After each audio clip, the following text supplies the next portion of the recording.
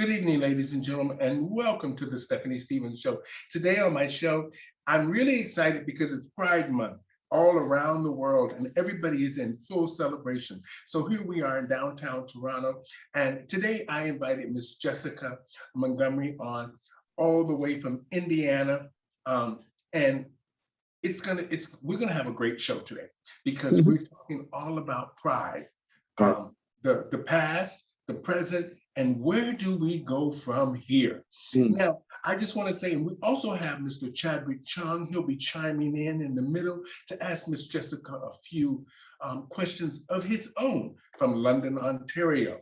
Ooh. Now, how are you, Miss Jessica Montgomery? How are you, girl? Good, baby. We just got done doing, our pride here was, it's kind of not quiet, but we just had our block party at one of the main bars. The crowds came out. We had hundreds of people. Everybody drank and socialized and shows, and so it was like nothing was out of place except for the parade. Oh, well, first of all, I just want to say thank you so much for doing this for Oh, me. sure, it's my Thank pleasure. you much for helping and supporting me create content for us. For us. That means all of us. Yeah. Now, I have to ask because my agent, she always puts it here. How do you identify? I'm male, but I do. People say, do you, when you're out as a man, do you want us to call it by your drag name or your show? It doesn't bother me either name, whichever name pops in your head. I'm feminine. There's no question about that. I mean, honey, I've got Skittles over my head. Um, So you so basically identify as a man, but when you're in drag, you're identified as a she. yes, yeah. I mean, treat me like a girl. Don't. Yeah. Mhm. Okay. Now, first of all, are you actually, how have you been dealing with the pandemic? First of all, let's talk about that. The pandemic for a performer or a drag artist. Do you work during the day? I do hair and makeup and things like that, and sew little costumes here and there for people. So it gives me stuff to do, Mhm. So I wasn't totally stuck in the house, like going ape crap. Like what am I going to do? I Mhm. found stuff to do because you just have to do it. That's what you have to do. You have to find things to do. Mhm. Now, so during the lockdown, do you live alone? Yep. Well, me and my dog. It's my Okay. little. So you have some company. Oh So yeah. you were able to, like a lot of people, we asked this because a lot of people that had programs such as whether they're going to their weekly LGBT program for trans women or meal trans for trans women, or just things that they would do to be part of the community and the support of the community, whether they're helping us with food, or they're helping us financially, or they're helping us with just keeping our mental um, health in check, whatever it may be. Now, did you miss any of those things? Well, no, I got to work for the last couple of years for one of our local bars here, known as Downtown Ollie's here in Indianapolis, and that bar is literally the number one all 24/7 restaurant in all of Indiana. Like it's in a Mhm. magazine, and so before pandemic, they were open 24/7, and we served food all day long, all night long. And I was had the good luck to come in and clean the bar when the people were gone, and the new owners, Peggy and David, they had bought the place and just came in the pandemic, and they were the most wonderful owners. They made sure that they followed that paycheck protection program.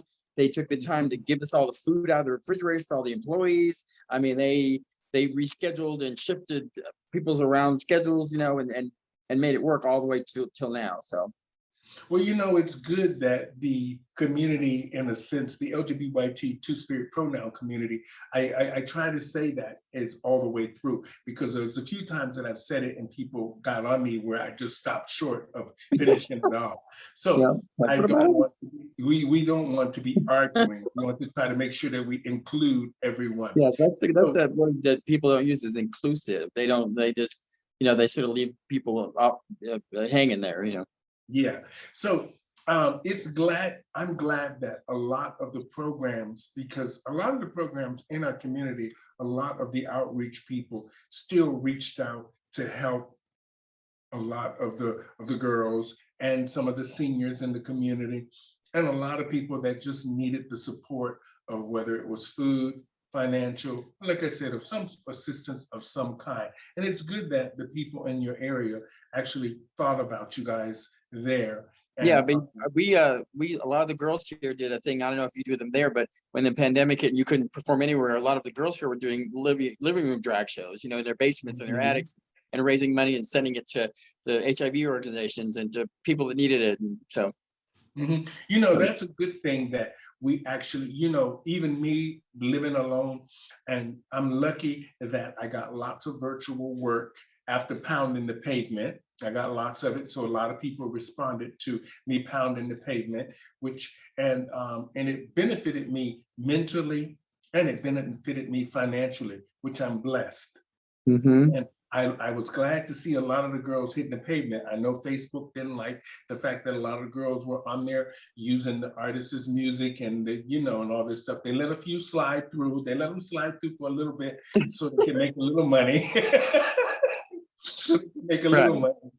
But what for you? I mean, being out, did I say Indianapolis? Uh-huh. Did I say it right? Okay. Yep. Now, for me, this would be a small town, right? You live in a Uh, small town? well, it's small, but it's big. I mean, there's stuff to do. Most of our when I first moved here, we had a lot of bars. Then some of the bars closed down. Well, first, a lot of the entertainers were leaving town. Just for jobs and husbands moving and stuff like that. And then a lot of the bars closed down. And I thought, oh my God, what's going on? I thought everybody's jumping ship. What's happening? Mm. And then it was that way for a while. And then the pandemic hit, and then it really just curfews and blah, blah, all this stuff going on. But all that was discombobulating for us here because we Mhm. didn't know which way end was up. Okay. Let's talk about the parade. Yes, You that's said that you guys didn't have a parade this year. no. Not even a virtual parade? No, we did a lot of the virtual stuff. We did some virtual stuff, like a virtual Pride last year, and then this year we were able to have a block party, and have so many people at it, for the occupancy thing, and so at least there were people out in public now for that. So I think by next year we'll have the parade again.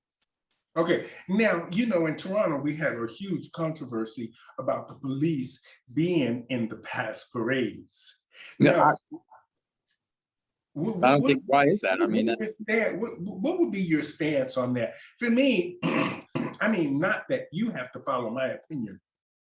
For me, not just because I'm older now and I need protection from this source or that source or whatever. I think in general, when we're out in public and mainly in a place of celebration that so many people are against or they protest against or have views about, I believe that the police should be in the parade regardless in uniform because I just think that people need to be able to visually see someone in case something is actually happening. right. And that is just my opinion. What do you think about that? Well, I think that there should be, I've always said that, somebody said to me, well, I just don't understand the gay pride parade. Why don't we just dress normal? Do they have to dress like that? All the leather and the feathers and the glitz and the glass. And I said, well, honey, they don't dress like that when they work at the bank, or when they work at their real estate office. This is the one time to release their fun stuff, and over the years it's gotten much, much better because I remember there were times that people on the news would just show people's feet walking by. They wouldn't show crowds. They show their feet. And I know that a lot of heterosexual people were probably looking and go, see, that's what gay people look like. That's, and you're teaching these kids that, the wrong angle to go with. And it's gotten much better, a lot better. And I think that now we should be able to show that there are gay cops, gay firemen, gay, people. We have normal jobs. We have our houses. We pay mortgages on houses. We cut the lawns like everybody else, So what do you think about the safety issue? Oh, I think it's important to have that around because that way it sort of gives out that nonverbal message that nothing's going to happen, that we're protected, but give out that message to the other people on the outside that don't try it. We're here, we're watching. The eyes in the sky are watching, baby. So you feel we should have visible police? Oh yeah, I mean, not a lot of it, because enough of it. Don't make it look like like, oh my God, are they gonna gas bomb us and fire, tear gas us if something crazy happens? But just make us give it that mid level, Okay, the safety level. yeah, of protection. Yeah. Okay, now, as you know, in the last few years, we've had a lot of bashing online, from not just online in general, from the trans. We had a real spike in regard. I know there's a lot of shootings and all these things happening in the US now, but around the world, we had a real spike in trans murders. Mhm. Now, I've talked to quite a few of the heavyweight girls that are in the business for a long time, and we all understand escorting, and we all understand that, a girl's got to do what she's got to do. And we're not saying that every trans woman is an escort. We're not saying any of this. Regardless, it's just women in general, or women who identify as women, and trans women who consider themselves women, and just people in general who feel that they should be able to do what they want with their Right. bodies. Now, lots of these trans women have been murdered.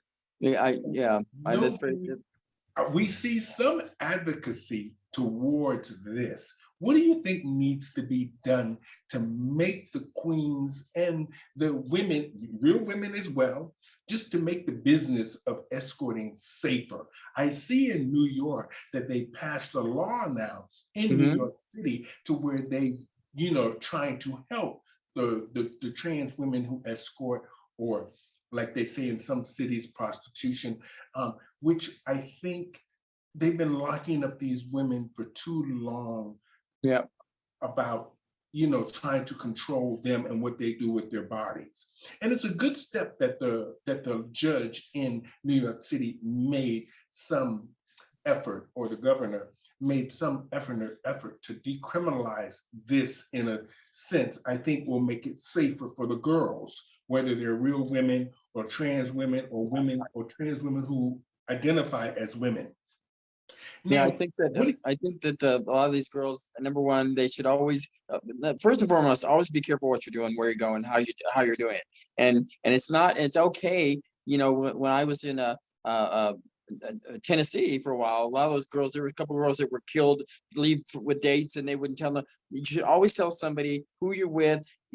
It's okay if your friend takes the license plate of a car that you're getting into, because it's not that you're snooping. It's not that you want to know their business. You need to know that you're going from point A to point B and back. And if something happens Mhm. to you, they want to know the last thing that they saw. Yeah, That that kind of makes thing. sense. The same. I always said this, regardless. Before, back in the days when I was doing shows and hanging out with all the girls, I've always said they should have decriminalized prostitution and escorting from the get-go, because I always thought that it would have made it safer for the girls. now, now that we seem to have so much media now.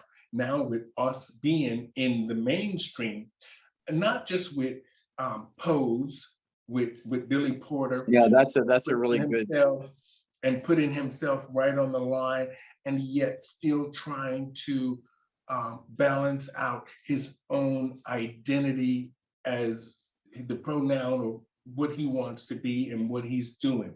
And then we have Tyler Perry, who's now hiring lots of trans people and different minorities to show diversity and inclusiveness.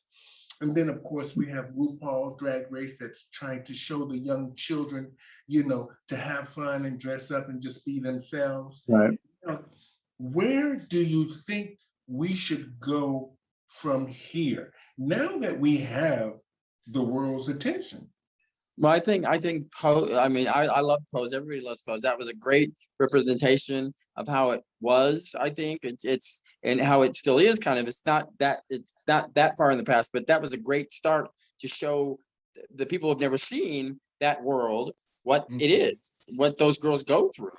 It's not mhm, just all glitter and glam and glitz and fabulous parties. And these girls have to find a place to live. They have to make an ends meet. They have to pay their bills. mhm, That's how it was. And I think that a lot of these girls, I feel sad that we've lost so many. There was that wave. You're right. They were just dying left and right. And I thought, what is going on? I thought, every time I turn around, the Continental girls were a victim of that for a while too. I was Mhm. upset about that because I worked with a lot of those girls, and I think it's okay to put it, decriminalize it, like you said, and these girls need to work on protecting themselves more and get help from right the important people that make these laws and change that can change them. Because you're not going to see change unless you do something. Let's just speak up. Mhm. Don't Yeah, bitch about voting if you didn't vote. that's right. I say that all the time. Don't bitch about voting if you didn't vote. Now, another thing that seems to be in the news now, it to me, I I understand her anger towards maybe something that she's experienced, and I'll get into that after I ask you this question. As you know, J.K. Rowling is the author of the Harry Potter series. Now, of Mm-hmm. course, it's been on all over TV, all over national networks, talking about her disdain for trans women and the fact that trans women aren't women. And she has been very vocal about that sort of her opinion on this. What do you think? Do you think do you think she's right, or do you think she is is meddling where what do you think she's right, and why do you think she has such a hatred for trans women? Well, I mean, I think right away, obviously, what that says to me is she must have had some kind of weird experience, or maybe one of her own family members, something, one of her children, Mhm. one of her uncle, anybody. Because if she's that hardcore about it, saying no, no, no, I hated it, then something must have happened in her own Mhm. life where she's like just disgusted, got a weird, bad version of that, and said, "Oh my God," and freaked out. And now that's coming forth, and she's like, "Oh," and she's no, I don't like it, and she won't, because people are afraid of what they don't know. That's the thing about Mhm. that. People are afraid of what they don't know. And so I think she needs to stay. Well, obviously, she needs to stay in her little world of fantasy and magic, and because that has nothing to do with that's two way opposite worlds. Mhm. And she needs to start looking at a lot of these other movies, so many different movies, because there's every now and then you'll see trans girls popping in and out of these movies in big roles that are making Mhm. big bucks, and it's she needs to look at it and go, oh, well, okay, maybe maybe there's a spot for this, you know. Well, I look at it as this is when you have such an influence like that and you have such power like that, you should be using your voice for good. And like you said, I think she had some experience, whether it was a boyfriend or a husband or somebody who went out with a trans woman and she found out Yeah, that, and then shit hit something like the that. fan. Yeah, she has a real hate on for it. I'm sure it'll come out in the papers Well, somewhere down the and what road. a bad person! What a if she was a nobody, it would get fly. But look at who she is. That doesn't she realize Mhm. that could just grab a hold of her book sales and all this other stuff, and because nobody's gonna want to buy books from a homophobic person. No. Now, so let's talk about how was the block party? How was that? Oh my God, it was so crazy. I mean, I think my eyelashes melted off. Like that, Okay. it was so hot and crazy, and I think I changed clothes like 5 6 times, and thank God a friend of mine had a big a van, like an RV kind of thing, and all these queens kept running. They said, "Where's she going?" And they'd see me go in one way and come out the other in a whole other outfit. But at least it's good that the lockdown now is kind of subsiding a little bit, and we're all sort of on the same page as getting vaccinated or trying to think about getting vaccinated and make things safer for us all. And it's good to see that you're out and about in the community, and there is some resources to sort of make you feel like you're part of the community again. Things are Yeah, happening, going back to real life, and maybe we've all learned a very valuable lesson from this, that we need each other, because being in my apartment alone all those months Yeah. and no shows and no, I can think about people, even if you had a big family, you'd be tired of your big family Well, after about because when they started using 15 them, minutes. I have to say I'm not dissing the CDC at all. They're the government, but when they started using the words lockdown and quarantine, I thought, honey, you have no clue what that word is. Because if that was a true lockdown, you would be able to go nowhere for nothing. Mhm. So don't don't start saying lockdown, quarantine, girl. That's not quarantine. That's not lockdown. You have no. uh-uh. You know, it's great though that at the end of the day, hopefully we've learned a lesson from all of this, that we need each other Right. and I mean, that I'm glad that people, we've gotten way over the hump of it and gotten to this point. Because when it first started, everybody was scared to touch things and sit on things. And what do we wipe? What do we do? Well, should we wrap ourselves in bubble wrap? What do we do? I mean, but I say this also, Jessica, it's a good thing that we all now are getting a little taste of what Black people and marginalized people have felt for so long, racism. it We're exists. all getting a little bit of taste of that. Don't touch me. Get away from me. I don't like you. Move away. All Yeah, I these. mean, I can't believe that our society was so that they maybe some people didn't want to believe it existed, or it did. Oh, it doesn't affect me, so I'm fine. Well, Mhm. it does affect you somewhere somehow. You Just know, like the HIV/AIDS epidemic when that came around. Oh, I don't know anybody, but you do know somebody with AIDS. See, that's how that works. yeah. It's funny. I just for an example, when I see people walking down the street, even couples, and I cross the street, it affects them. And I know it affects them. And not that I'm even doing it at close range. I'm doing it at a distance, but I can hear them talking. Yep. And I know they're saying something about whether, oh, he doesn't, this and that, or whatever the Right. thought is in their mind.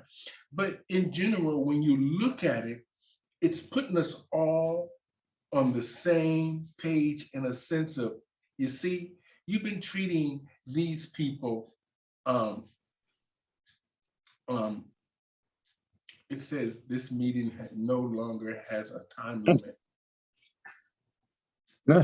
I mean, I just think that when all this stuff, I'm so glad that the George Floyd thing, and that was all that stuff. I'm so glad that that worked out the way it did, and the police officer that I mean, I wish people had seen when I'm sorry, I was rolling in pieces when they were sentencing him up the river, because the mask is here and his eyes were darting everywhere. He was like, Oh. he was like, oh, oh. I was like, yes, honey, you're going to jail. Bye. Yeah, Mhm. sorry about your luck. So we're going to thank you so much for doing the show today. You have a great, wonderful, and blessed pride. We're going to let Girl, Chad. yeah, I don't know what kind of stores you have there, but you need to go out and buy this lip gloss, girl. Iridescent lip Mhm. gloss. Woo-hoo. This is Well, like this. I didn't put any on today because she keeps telling me to try to, normalize it. So this way you can send me the link to what that lip gloss is. Chadwick, are you there? Yes, By I LA am. Colors. It's by Okay. LA Colors. No, Chadwick, you can't have this. This is fabulous lip gloss. Yeah. Oh. I don't think Well, Chadwick wears lip well, gloss. what the thing is I love it. Every now and then I would meet a gentleman caller back in the day when I was Uh, slightly younger. And I'm not going to tell you how old I told Chadwick. I said, honey, I'm a seasoned queen. I'm so seasoned, I'm freaking blackened. Just saying. And some of these boys who would come over and I mean, I feel very gifted. I told him that been talking to a wonderful woman in Ireland, and her son is wanting to get in drag. And I feel so bad she's turned to me for all these questions. And I want to get a hold of the creator of that makeup group, and I love all those girls on there, and I'm constantly on there giving them my tips and tricks and. Well, the good thing about all this is that we now have a platform where we can educate people about what we actually do when it comes to drag shows, how we paint, how we Right. And look. you know what I like about this is that group, I've not seen one hateful thing said, no backstabbing, nothing. it's all about how do I do this? How do I make this happen? And everybody's helpful about giving each other tips and tricks and you know. Well, the So good that's thing me. else is that it's a good educational platform. People are hearing from people who have been doing it 30 plus years, who've Oh, been in this business and who's made a living. Oh. I mean, I'm sorry, 20 plus years. sure. So, Well, I told people, I said I came from the era when blue and green eyeshadow was my best friend, and I learned real quick that cover girl doesn't cover boy. oh. So we're going to have Chadwick tune in for just a second to Yeah. ask you a couple of questions, and then we're going to close off with All right, baby. fabulous Miss Jessica Montgomery, all the way from Indianapolis, Yeah. talking to us about pride memories, where we should go from here. And we need to send this to Ellen for the season 19. Yeah, just saying. Oh, there you go. What? Go ahead, Chadwick. Okay, I am going to condense my question because I guess this question is going to be for both of you. So Right. before I ask the question, I need to let you know where I'm coming from to give you this question. I started coming into the community late at the age of 25, when most people said I went to the bar when I was 19. Late start.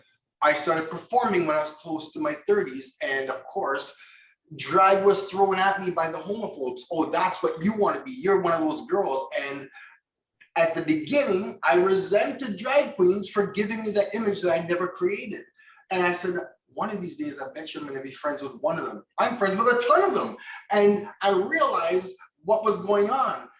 Outsiders try to paint me as the picture of what they saw on the TV screen, like you and Jessica and, you know, all the famous queens. So when I realized I wanted to be a performer, I wanted to be a male performer, but I wanted to do what drag queens did. They took the stage, they had that presence.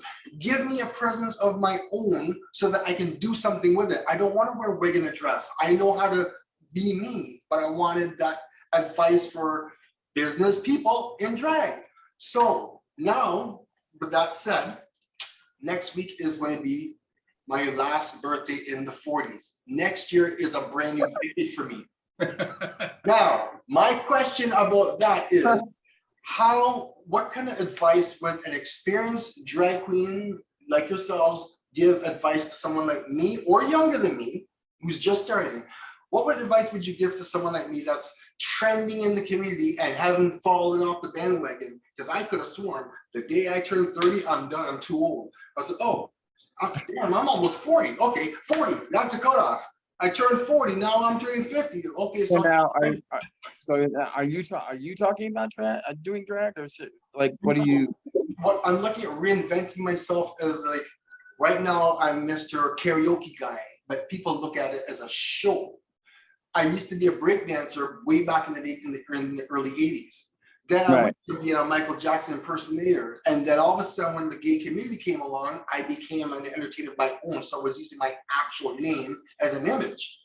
So because I'm approaching 50 next year, I just thought, since I'm in a new decade, that's the best time to reinvent myself. But as what?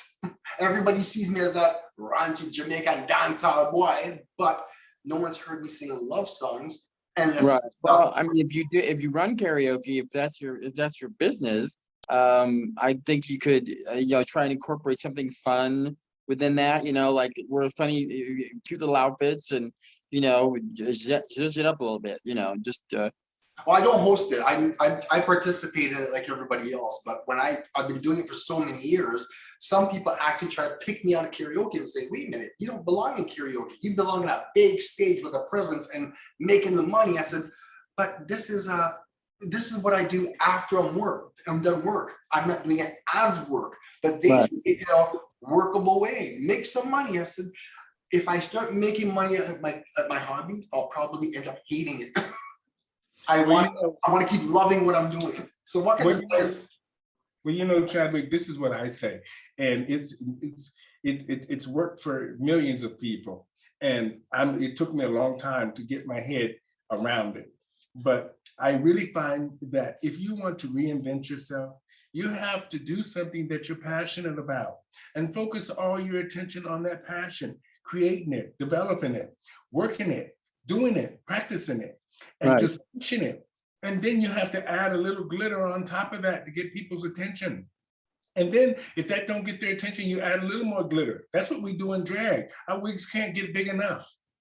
Well, Our wigs exactly. can't get big enough. I saw that, actually, one drag queen I saw, and lives here in London, always had the big hair and everything. And one day she shocked the hell out of everybody. She came with a very short thing. And it was like, who is that? We didn't realize it was the same queen that we've known for years. It was Yeah. a whole different image. It was almost like she had the old 80s Holly Berry look. When we used to sing the Patti LaBelle here. And it was just like, it was Well, a short line. The good thing about what we do as entertainers and performers is that we love what we do. So if you love what you do, Chadwick, you will find a way to create and make that fabulous for your audience, because that's who you are and that's what we do. We are here to entertain, and we are entertained. We love what we do, and when you love what you do, it will all make sense. Yeah, because when you go on stage, when we go on stage, it's like a job. If you don't love your job, if you're not, you're gonna walk in that job looking like death warmed over. The people are gonna ask you what's wrong. And when you entertain, you can put on all the acts, but people see through that facade really quick. When you hit that stage, you got to perform like there's 100 people in that room, and there may only be 5. And if you don't act like you're having a freaking good time, people will see it right here, and they'll be like, You know what I call that? I call that the flight attendant moment. How many times have I sat on a plane and all I do is just watch the flight attendants and she didn't smile at him when she walked by, and it's almost like you're nitpicking at them. I said, is that what people do to me when I'm on stage? I'm sitting there in my seat, fasten the seatbelt. Well, see, the thing about drag is I've worked in a lot of towns where, when I went to, Minnesota, there's a big drag bar, and let me tell you, I love the girls there that I met, but honey, if they think you're even remotely good, you are not getting past the first gate, because and I asked somebody what the deal was, and they said, oh, they're worried about losing their spot, okay, stop right there. If they are so worried about losing their spot, then maybe they need to step their game up. That's how that works. Thank you. Some people have actually said that I'm not a threat to drag queens because I don't do drag. And I said, well, I didn't come here to be a threat. I came here to love what I'm doing. Well, who cares if you were, or who cares if you were or not? That's their problem, not yours. But drag queens were actually at each other. It's almost like, it's okay to be here, but you know what? There's only one queen in that. See, the thing I've seen, which it just hurts my stomach, where I've seen, because I was in this position when I started doing shows. I wanted to do shows.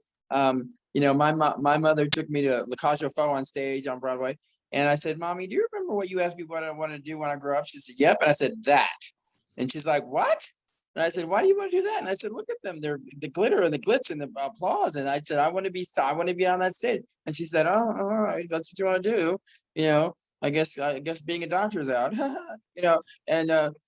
so over the years I did drag, and I put, liquid Maybelline makeup on my 3 o'clock shadow and thought I looked the deal. And I had, I had people dipping their napkins in their drinks and throwing them at me.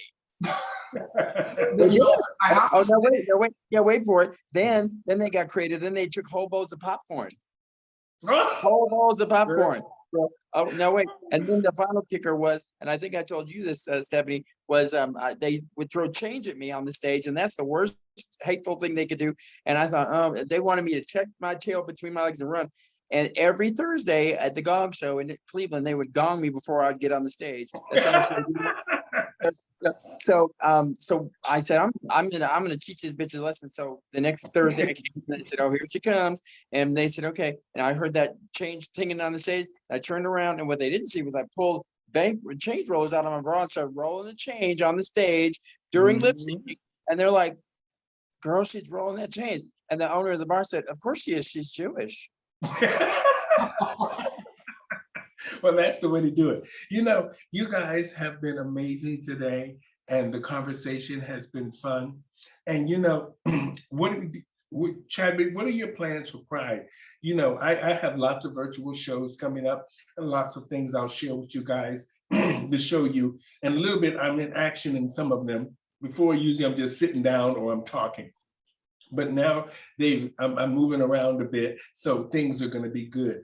But you know, we are here in Toronto. We're right in the middle of it now, and starting on I think it's tomorrow, starts all the shows, or a lot of the virtual shows around town, and then by the end of the month, you'll start seeing outdoor shows where people. Yeah, I would love to come. You know, I would love to come there, or Chadwick's in London.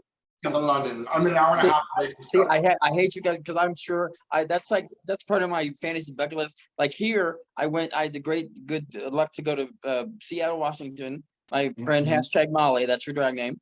Her rich Jewish husband flew me first class, and just to show you how stupid I am, ready for this, I'm standing in line. You know how they get everybody on the plane and they do first class people first. I'm standing in line like with my thumb on my butt, and I turn to the right. Girl, the sign that says first class passengers stand over here. I had to get out of line, girl. I didn't know what I was doing. Then I got first class. Here she comes with a towel on a pair of tongs. No, they told me the freaking towel was hot. Oh.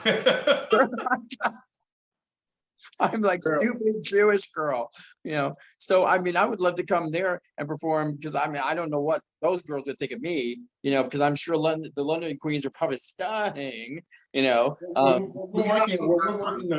working on something now with the launch of Pronoun TV. We're going to have a big launch extravaganza. I'll tell you more about that down the road. We're working on it.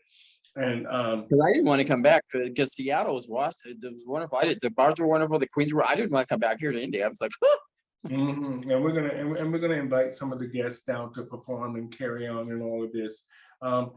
Jasmine Masters brought that to my attention, that I should do a big launch here, because things could be amazing if we do some kind of a big event of some kind. So we've been thinking about it. I've talked to my agent. She created something. I can't talk much about it, but she created a concept, and we're going to run with it in the next few months. But we need to wait until we get out of this pandemic, so that way we can make sure that we can get the entertainers here that we really want to have here, that can cross the border without all these restrictions. well, now the pandemic, they're doing all. I don't know about there in London, but here in America, you know, in the United States, they're doing all these crazy things. They're giving people free flights, and they're doing everything but giving them a house to get them vaccinated, just because they're, you know, I mean, it's crazy. It's like, girl. Well, you know, it's so I want to end with you guys. I want to just say happy Pride, Chadwick. I don't know if you're coming down to Toronto, because you know some of the restrictions are lifted here. And so there's lots of people out on the patios and hanging around and stuff like that. And for you in Indianapolis, I'm glad that you had a great block party there, Jessica. And I wish you nothing but continued success in the world of artistry and what we do.